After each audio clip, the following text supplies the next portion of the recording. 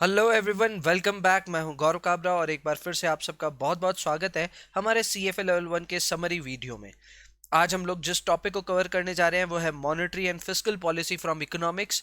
This is a very very very large reading and यहाँ सच में इसको समराइज करने में भी हमें काफ़ी मेहनत करनी होगी। अगेन, आज की समरी एक्चुअल में एक समरी वीडियो के जैसे ही कंसिडर की जानी चाहिए। We are covering only important areas here and we are also going to skip a few learning outcomes here as well। उसके बावजूद भी आज की ये लर्निंग काफ़ी ज़्यादा बड़ी हो सकती है एंड ज़्यादातर ऊपर की सारी बातें जो मेन मेन मुद्दे हैं वो सारे कवर हो जाएंगे। बट अगेन, ये अगर आप समराइज कर रहे हो इस रीडिंग को तो ये वीडियो आपके बहुत काम का है। अगर आप अभी तक पढ़े नहीं हो इस पर्टिकुलर रीडिंग को तो आप पहले पढ़ाई कर लो और उसके बाद ये समरी वीडियो देखो। I think it will make much more sense thereafter. चलिए, और आपका समय लूंगा नहीं, I straight away start with our learning outcome ए।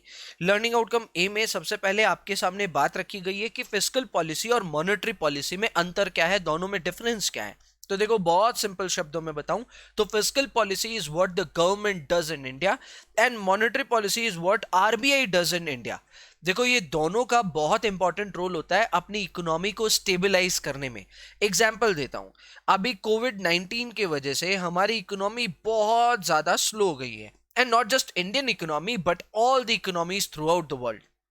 अब ऐसे में अगर कोई तरह से स्टिमुलस दिया जाए या कोई भी तरह से कुछ तो किया जाए जिससे इकोनॉमी को वापस स्पीड अप किया जाए तो वो काम होगा या तो फिस्कल पॉलिसी के थ्रू या तो मॉनेटरी पॉलिसी के थ्रू। जैसे आपको पता है, कोविड के जस्ट बाद interest rates through out the world have gone down.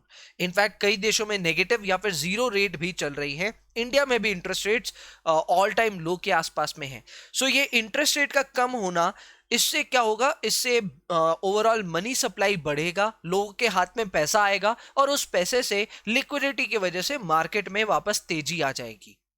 Now, what kind of stimulus is this? Is this monetary in nature or fiscal? तो जवाब है monetary। यहाँ पे इंटरेस्ट रेट और मनी सप्लाई को छेड़छाड़ की गई है, इसीलिए इसको हम बोलते हैं मॉनेटरी पॉलिसी या फिर मॉनेटरी मेजर्स।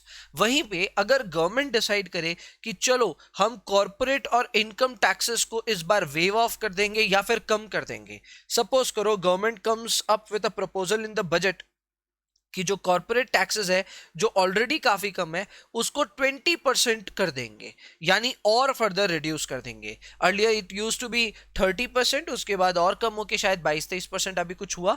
एंड वो भी सबके लिए नहीं है, लेकिन अगर मान लो कॉर्पोरेट टैक्सेस 20% अक्रॉस बोर्ड कर दिया जाए तो ये एक अगेन स्टिमुलस होगा और इस तरह के स्टिमुलस को हम फिस्कल पॉलिसी में कवर करते हैं। So fiscal policy has to do something with the taxes and government spending and monetary policy has to do it with interest and money supply। तो यहां पे फिस्कल पॉलिसी में तीन मेन चीजें हैं जो आपको देखनी है। नंबर वन, बैलेंस बजट क्या होता है। नंबर टू, बजट सरप्लस क्या होता है और डेफिसिट क्या होता है। गवर्नमेंट के पर्सपेक्टिव से समझते हैं।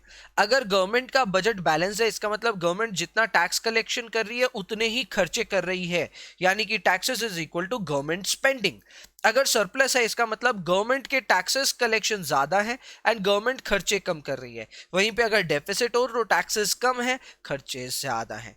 ऑब्वियसली इंडिया में आपको देखने को मिलता है बजट डेफिसिट, यानी कि गवर्नमेंट के पास में टैक्सेस कम आते हैं और गवर्नमेंट खर्चा ज्यादा करती है। आप सोच ही रहे होंगे ये पैसे कहां से आते होंगे, तो इसके लिए गवर्नमेंट बोरोइंग्स लेती है। Next up is monetary policy. Monetary policy दो तरह की होती है, एक होती है एक्सपेंशनरी, एक कॉन्ट्रैक्शनरी। फिस्कल पॉलिसी भी वैसे एक्सपेंशनरी और कॉन्ट्रैक्शनरी होता है, हम थोड़ी देर में पढ़ेंगे उसके बारे में।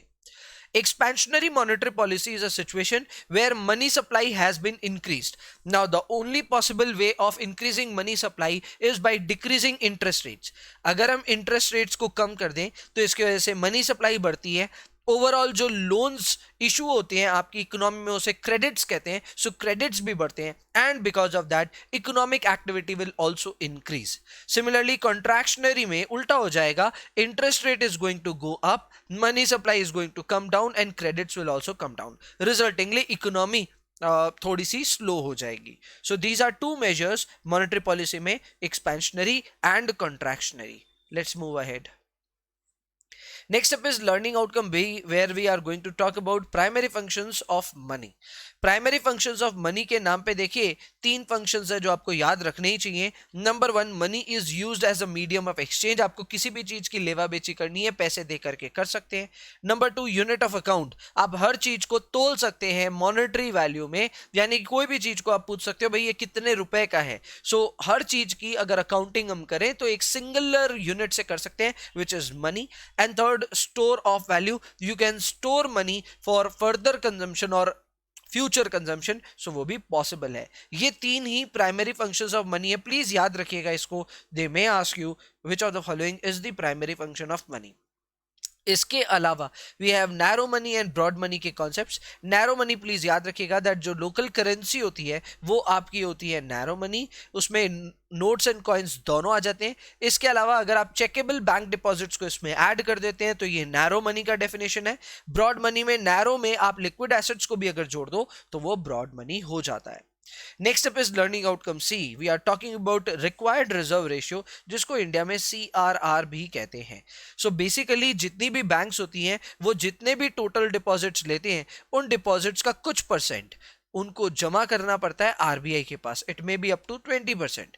तो अगर 20% है तो नहीं, 20 तो बहुत ज्यादा हो गया, 20 SLR होता है, 4% के आसपास में रहता है। सो बेसिकली यहाँ पे अगर आपके जितने भी डिपॉजिट्स आए उसके कुछ हिस्सा आपको RBI के पास जमा करना होता है एंड बाद बाकी को you can lend. So if you have deposited 4% तो 96 you can actually go on to give a loan।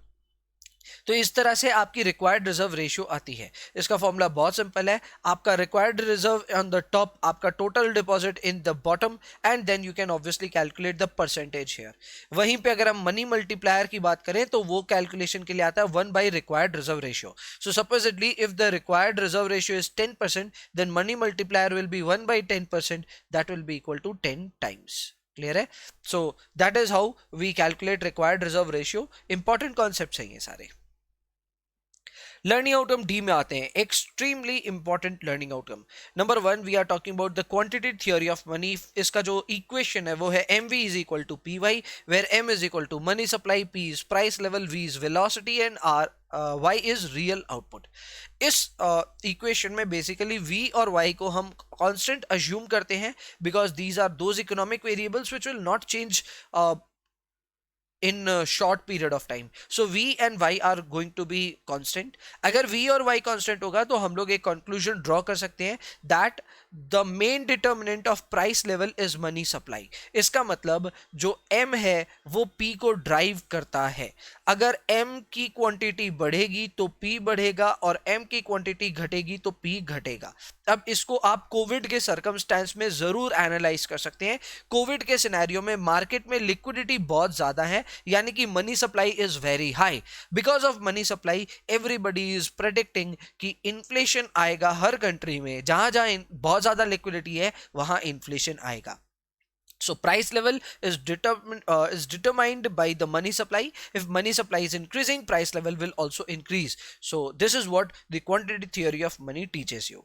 Next up are the reasons behind holding money. आप अपने हाथ में पैसा क्यों रखना चाहेंगे, उसके पीछे 3 कारण होते हैं। नंबर 1, आप उससे कोई ट्रांजैक्शन करना चाहते हैं। नंबर 2, आप उसको एक प्रिकॉशनरी मेजर के तौर पे रख रहे हैं। नंबर 3, आप स्पेक्यूलेशन करने के लिए आप अपने हाथ में कैश रखना चाह रहे हैं। अब ये किन किन पे डिपेंड करते हैं ये जरा देखना होगा। नंबर 1, अगर हम ट्रांजैक्शन डिमांड की बात करें तो वो डिपेंड करता है आपकी ओवरऑल इकोनॉमिक एक्टिविटी पे। अगर इकोनॉमिक एक्टिविटीज बढ़ेंगी तो उसकी वजह से transaction demand for money is also going to go up. Similarly, precautionary demand भी आपकी इकोनॉमिक एक्टिविटी पे डिटरमाइन किया जा सकता है।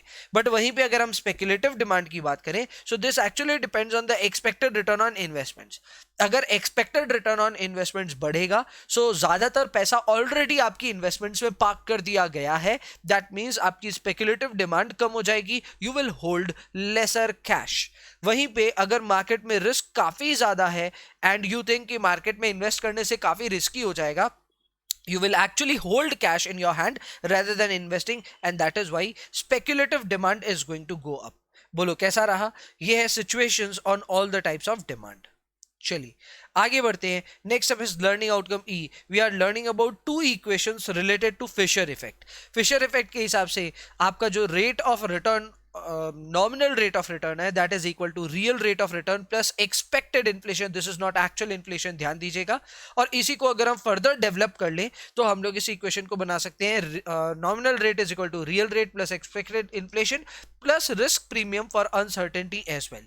बेसिकली ये कहा जा सकता है कि ये एक रिस्क फ्री इंस्ट्रूमेंट पे लागू करना चाहिए पहला वाला, और दूसरा वाला जो है वो एक रिस्की इंस्ट्रूमेंट के केस में लागू करना चाहिए। दोनों ही इक्वेशंस काफी अच्छे हैं जो आपको ये बताते हैं what is the relationship between nominal and real rate. Next up is learning outcome F. We are talking about roles and objectives of central banks. तो यहाँ पे देखिए roles of central bank बहुत अच्छे हैं और आपने कभी ना कभी इन सब के बारे में पढ़ाई की है। जैसे कि सेंट्रल बैंक का एक काम है कि वो लोग करेंसी के सप्लायर है, नोट छापना और डिस्ट्रीब्यूट करना, ये सेंट्रल बैंक यानी कि इंडिया में आरबीआई का काम है। Number 2, bankers to government and other banks, ये लोग आरबीआई जैसे हेड है of all the banks, it is the regulator of all the banks. Similarly government के भी जितने अकाउंट्स है वो आरबीआई मेंटेन करती है। सो अगर गवर्नमेंट या फिर बाकी बैंक्स का अगर कोई बैंकर है तो वो होगा आरबीआई इंडिया में। आरबीआई हमारा सेंट्रल बैंक है तो रूल्स के नाम पे आप ये चीजें याद रख सकते हैं। Number 2, the central bank also acts as regulator and supervisor. Obviously, it is also the lender of last resort. अगर कहीं से पैसे नहीं मिल रहे तो आप आरबीआई से मांग सकते हैं। इसके अलावा ये लोग गोल्ड और फॉरेक्स के रिजर्व्स भी अपने पास में स्टोर करके रखते हैं and they are also conductor of monetary policy. और हर 3 महीने में मॉनेटरी पॉलिसी कमेटी डिसाइड करती है कि अपने कंट्री में इंटरेस्ट रेट क्या होगा, मनी सप्लाई क्या होगी, इन्फ्लेशन के टारगेट्स क्या होंगे, वगैरह वगैरह। तो ये है अपने roles of central bank. Next up is objectives of central bank. Objectives में प्राइमरी ऑब्जेक्टिव सेंट्रल बैंक का यही होता है कि इन्फ्लेशन को कंट्रोल करे और प्राइस स्टेबिलिटी को प्रमोट करे। अदर ऑब्जेक्टिव्स में एक्सचेंज रेट को स्टेबलाइज करना, फुल एम्प्लॉयमेंट, इकोनॉमिक ग्रोथ को सस्टेनेबल लेवल पे मेंटेन रखना और लॉन्ग टर्म इंटरेस्ट रेट्स को मॉडरेट लेवल पे फिक्स करके रखना, ये भी इनके अदर ऑब्जेक्टिव्स जरूर हैं। लर्निंग आउटकम जी की बात करते हैं। लर्निंग आउटकम जी एक्चुअल में एक इंटरेस्टिंग लर्निंग आउटकम है where we are talking about inflation. Inflation 2 तरह के, एक है एक्सपेक्टेड, एक है अनएक्सपेक्टेड। वेल, एक्सपेक्टेड इन्फ्लेशन जो होता है वो है एक ऐसा इन्फ्लेशन का रेट जो आप पहले से अज्यूम करके चल रहे हो कि ये आपकी कंट्री में रहेगा। मैं एक बात बता दूं that inflation is not bad for any country. In fact inflation up to a rate of 4% is considered very healthy for any economy. तो यहाँ पे expected inflation is your expectations about the inflation and यहाँ पे उसको associate किया गया है 2 cost से जो कि एक्सपेक्टेड इन्फ्लेशन के साथ अट्रैक्ट हो जाते हैं। नंबर 1 मेन्यू कॉस्ट, नंबर 2 शू लेदर कॉस्ट। बड़े बचकाने हैं ये खर्चे, लेकिन फिर भी इनको ऐसे कहा गया है दैट अगर एक्सपेक्ट कर रहे हो आप इन्फ्लेशन तो उसके साथ में 2 खर्चे आपके और आते हैं, जैसे कि मेन्यू कॉस्ट। इसका मतलब supposedly you are expecting everything is going to go up by 4%, so technically you will have to change prices for all the commodities, all the prices by approximately 4%, so technically that will invite a cost. Number 2 is shoe leather cost as well, जिसमें consumers को काफी मैं कह सकता हूँ भाग दौड़ मचानी होगी और ये उसी से रिलेटेड कॉस्ट है, उसे कहते हैं शू लेदर कॉस्ट। कन्वीनियंस के इश्यूज होंगे, so that is shoe leather cost. So ये दोनों बचकाने एक एक्सपेक्टेड इन्फ्लेशन के खर्चे हैं जो इससे एसोसिएटेड है। I just thought of keeping their name here. Number 2 is unexpected inflation. Well, unexpected inflation मेरे ख्याल से ज्यादा इंपॉर्टेंट है बिकॉज ये एक ऐसा इन्फ्लेशन का रेट है जो आप एकदम भी एक्सपेक्ट नहीं कर रहे थे और अचानक से हो गया। मैं एग्जाम्पल देता हूँ, आप एक्सपेक्ट कर रहे थे 4% and because of maybe some reason आपकी इन्फ्लेशन इंडिया में चल रही है 7%. So now people were actually expecting 4 and they have got 7% as actual figures. तो अब यहां होगा क्या? सबसे पहले तो नुकसान होगा बोरोवर और लेंडर के बीच के ट्रांजैक्शन का. अब बात जरा समझिए मेरी, अगर ये मैं हूं और ये आप हैं, ठीक है, अच्छा लीजिए मैं ऐसे कर देता हूं, ठीक है. मैंने आपको एक लोन दिया सपोज करो, और मैंने लोन की कैलकुलेशन ऐसे की कि देखो भाई जो अपनी रियल रेट है वो है 4% और मेरा एक्सपेक्टेड इन्फ्लेशन है 4%, so I am going to give you a loan at 8% and आप मुझे 8% पे लोन के लिए अग्री कर दिए थे. लेकिन अब जब सिचुएशन बदल गई है, एक्सपेक्टेड इन्फ्लेशन एक्चुअल इन्फ्लेशन में कन्वर्ट हो गया है, सो टेक्निकली मुझे आपसे मांगना चाहिए था 11%, मैं आपसे पाऊंगा कितना? 8%. सो ऑब्वियसली यहां पे लूजर कौन है? यहां पे लूजर है जिसने लेंड किया था. So lender basically I would say loses when the actual inflation is more than the expected inflation. इसी चीज को यहाँ पे मेंशन किया गया है as inequitable transfer of wealth between borrower and lender. इसका मतलब अगर एक्चुअल और एक्सपेक्टेड इन्फ्लेशन में कोई भी अंतर हुआ तो उसके वजह से you are going to see loss between lender या बोरोवर, किसी के बीच में भी। ये उल्टा भी हो सकता है, अगर हम एक्सपेक्ट कर रहे थे 7% और एक्चुअल निकला सिर्फ 4%, तो ऐसे में जो बोरोवर है that will be the loser in this transaction. तो इसके दोनों ही पहलू हैं, उस चीज पे आप जरा ध्यान दीजिएगा। Next up is number 2, higher risk premium. Higher risk premium तो होगा ही सर बोरोइंग रेट्स में। अगर आपके इन्फ्लेशन ज्यादा होती जाएगी तो जो रिस्क प्रीमियम है वो बढ़ते जाएगा। सो दैट बेसिकली देखो ये ऐसी बात है, इसको ऐसे समझाया गया है कि आप एक्सपेक्टेड इन्फ्लेशन को तो कवर कर ही लेते हो, बट अगर अनएक्सपेक्टेड इन्फ्लेशन बढ़ते जाता है किसी भी कंट्री में तो फिर लोग उसको रिस्क प्रीमियम में एब्जॉर्ब करना शुरू कर देंगे। So that is also going to be covered up. तो टेक्निकली ये दोनों ही चीजें अपने आप में अनएक्सपेक्टेड इन्फ्लेशन से लिंक की जा सकती है। Learning outcome H and I R those learning outcomes जिसको हमने स्किप किया है, बट एकदम भी इसमें चौंकने वाली बात नहीं है, ये बहुत ही सिंपल लर्निंग आउटकम्स हैं। थ्योरी है यहाँ पे, एक बार आपको देख लेना चाहिए, बाद बाकी इसमें कुछ भी एनालिटिकल नहीं है जो कवर करने को है। लर्निंग आउटकम जे में हम आते हैं। लर्निंग आउटकम जे में हम बात करें कि एक सेंट्रल बैंक को इफेक्टिव होने के लिए कौन कौन से फीचर्स या कौन कौन से कैरेक्टरिस्टिक्स रखने चाहिए या होने चाहिए उनके पास में। नंबर 1, इंडिपेंडेंस बहुत इंपॉर्टेंट है। देखो ज्यादातर सेंट्रल बैंक्स पे गवर्नमेंट का बहुत ज्यादा दबाव होता है। वेल इंडिया में भी एलिगेशंस लगते ही जाते हैं दैट आरबीआई गवर्नर्स वगैरह को सेंट्रल बैंक काफी ज्यादा इंडिपेंडेंटली ऑपरेट नहीं करने देती, तो ये एक इशू तो है ही। तो यहाँ पे अगर हम ऑपरेशंस की बात करें या फिर इंडिपेंडेंस की बात करें तो दो तरह के इंडिपेंडेंस की हम बात करें। ऑपरेशनल इंडिपेंडेंस यानी कि काम करने की आजादी, और दूसरी है टारगेट सेट करने की आजादी। तो ये दोनों ही आजादी बहुत ज्यादा जरूरी है। अगर गवर्नमेंट बहुत ज्यादा इसमें मैं कहूंगा इंटरवीन करेगी एंड हस्तक्षेप करेगी तो फिर that is wrong and that is not considered effective from a central banks point of view. Number 2 is credibility. Now this is extremely important. Credibility का मतलब ये हो गया कि जो सेंट्रल बैंक ने कहा है उसको वो करना चाहिए। अगर वो कहते कुछ और करते कुछ है तो फिर उनकी क्रेडिबिलिटी का लॉस होगा। सो बेसिकली उनको इफेक्टिव रहना है अगर, तो उनको वही करना चाहिए जो उनके इंटेंशंस है, जो उन्होंने आकर के पब्लिक डोमेन में बोला है, और वही काम फिर एक्चुअल में करना भी चाहिए। And finally is the transparency. एक सेंट्रल बैंक की इफेक्टिवनेस तभी ज्यादा साबित होगी जब वो ज्यादा से ज्यादा ट्रांसपेरेंट रहेंगे। The more the transparency they have, the better people believe in them and the better economy also responds to their actions. So यहाँ पे qualities of effective central bank में 3 points हमने पढ़े: independence, credibility and transparency. Again learning outcome K and L has also been skipped here. Learning outcome M में आते हैं। Learning outcome M में हम बात करें मॉनेटरी पॉलिसी की, दो तरह की पॉलिसीज की, एक्सपेंशनरी और कॉन्ट्रैक्शनरी। सच बताऊं तो हम ऑलरेडी ये बात पढ़ के आ चुके हैं। आपको पता है एक्सपेंशनरी मॉनेटरी पॉलिसी में इंटरेस्ट रेट को कम किया जाता है जिसकी वजह से मनी सप्लाई बढ़ती है एंड इकोनॉमी स्टिमुलेट होती है। कोविड का एग्जाम्पल इसके साथ रिलेट आप करें जरूर। वहीं पे कॉन्ट्रैक्शनरी मॉनेटरी पॉलिसी तब फॉलो की जाती है जब हम एक ओवर हीटेड इकोनॉमी की इमेजिनेशन कर रहे हैं। एक ओवर हीटेड इकोनॉमी में इंटरेस्ट रेट्स को बढ़ाया जाता है, मनी सप्लाई को घटाया जाता है ताकि इकोनॉमी स्लो डाउन हो जाए। सो इकोनॉमी को अगर आपको स्लो करना है तब फिर आप इस तरह के मेजर्स यूज कर सकते हैं। Next is learning outcome N जिसको हमने स्किप किया है। लर्निंग आउटकम ओ में आते हैं। Extremely important. लर्निंग आउटकम ओ में हम लोग को दो तरह के इकोनॉमिक स्कूल्स का या स्कूल ऑफ थॉट्स का हमें पता चलता है, जिसमें केनेशियन व्यू के बारे में पता चलता है। केनेशियन व्यू ये है कि एग्रीगेट डिमांड यानी कि overall economic activity in a country that can be influence through fiscal policy. तो इनका ये कहना है कि फिस्कल पॉलिसी के थ्रू आप ओवरऑल एग्रीगेट डिमांड को इन्फ्लुएंस कर सकते हैं। वहीं पे मॉनेटरिस्ट व्यू थोड़ा अलग था। मॉनेटरिस्ट व्यू ये कहता था कि जो फिस्कल स्टिमुलस है वो सिर्फ एक टेम्पररी चेंज ला सकता है, एक टेम्पररी डिविएशन ला सकता है एग्रीगेट डिमांड में। If you want to change that on a permanent level you will have to use monetary policy in order to spur growth in an economy. Objectives of fiscal policy की यहां पे बात की गई है। Fiscal policy के 3 objectives हैं। Number 1, economic activity को कम या बेसी करना यानी कि उसे इन्फ्लुएंस करना।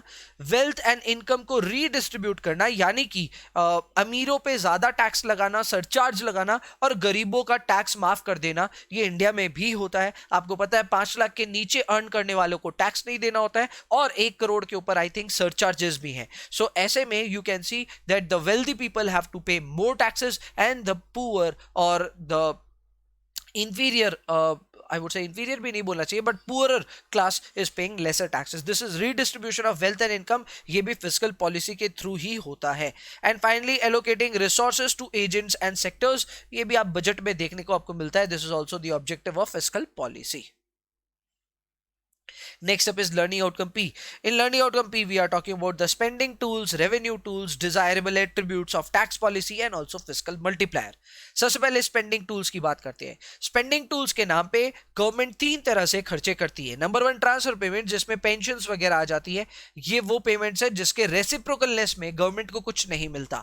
Number two is current spending. These are spending on current consumption that is done by the government. And then we have capital spending as well, जिसमें कोई ना कोई एसेट खड़ा किया जाता है, प्रोडक्टिव एसेट्स बनाए जाते हैं. यानी कि अगर गवर्नमेंट ब्रिजेस, डैम्स, रोड्स वगैरह बना रही है, वो कैपिटल स्पेंडिंग में आएगा. और अगर एमएसपी प्रोवाइड की जा रही है, यानी कि मिनिमम सपोर्ट प्राइस प्रोवाइड किया जा रहा है to farmers, then that will be covered under current spendings. इसी के जगह अगर हम एग्जांपल और दे तो सब्सिडीज का एग्जांपल भी दे सकते हैं. ठीक है, not capital subsidies but regular subsidies.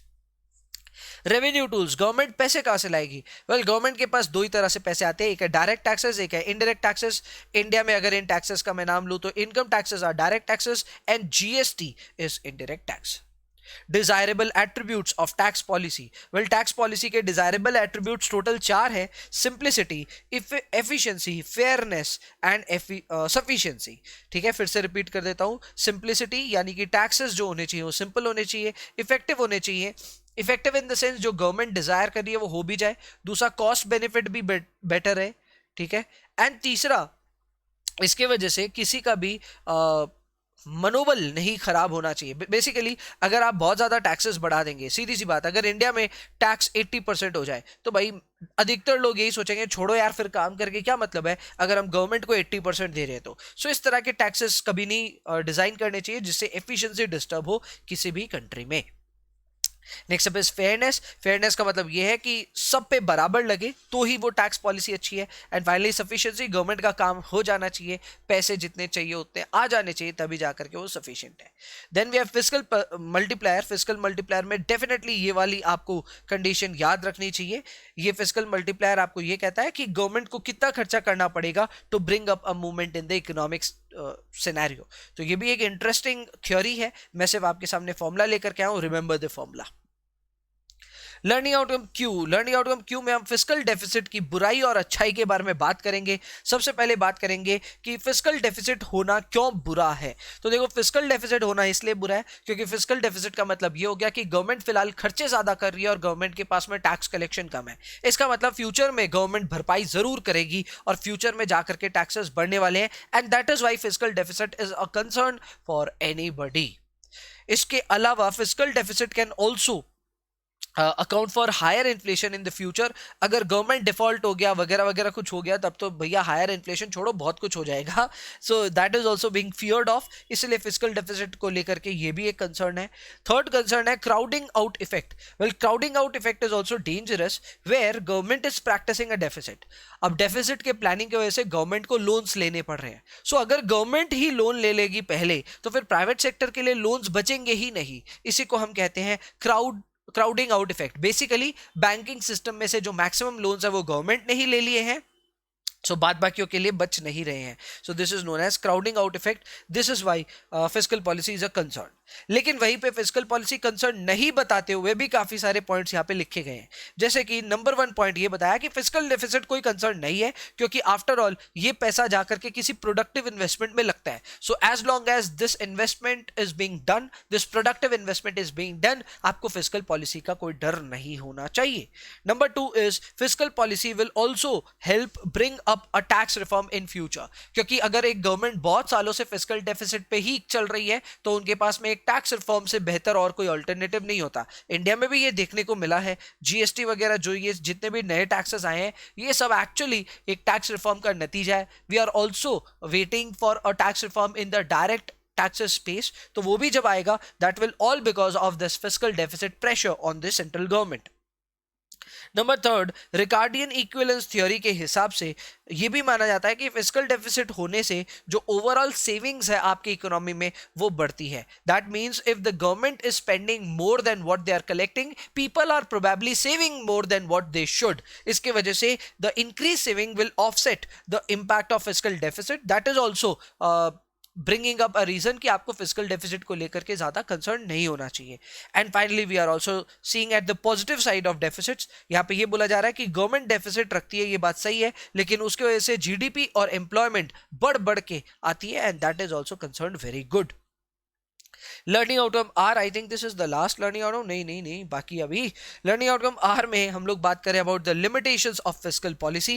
Well, fiscal policy की लिमिटेशंस है सर, तीन तरह की लिमिटेशंस है: रिकॉग्निशन लैग, एक्शन लैग और इम्पैक्ट लैग. सीधा सीधा समझाऊं तो ये फिस्कल पॉलिसी के चेंजेस आने में ही काफी समय लग जाता है. ठीक है, तो इससे हम कहते हैं रिकॉग्निशन लैग. लोग मतलब पार्लियामेंट से ये अप्रूव हो जाने में या फिर हमारे फाइनेंशियल मिनिस्टर के थ्रू अप्रूव होकर के आने में थोड़ा टाइम लग जाता है. So that is recognition lag. So the problem existed for a lot of days but that has been recognized late.